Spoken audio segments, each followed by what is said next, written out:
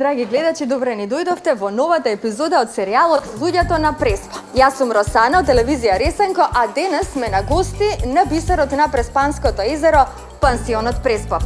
Од многото прашања кои што ги добивме токму од вас, ги селектиравме најинтересните и со нетрпение очекуваме да ги чуеме одговорите на собствениците и персоналот од пансионот Преспав.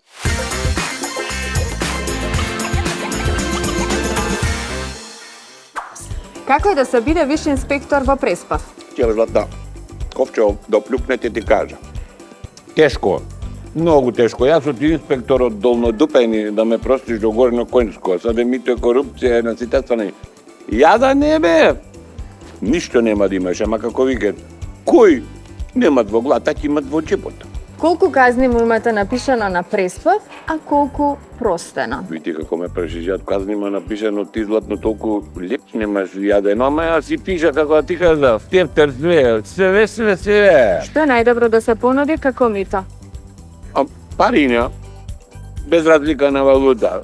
Евро, А долар. злата? Злато, да не. Може. Никако нема нелон.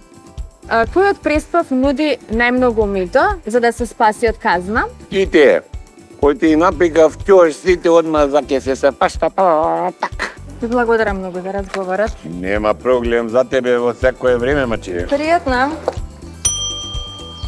Почитувани гледачи, ова беше најновата епизода од серијалот Луѓето на Преспа. Се гледаме во некоја следна прилика.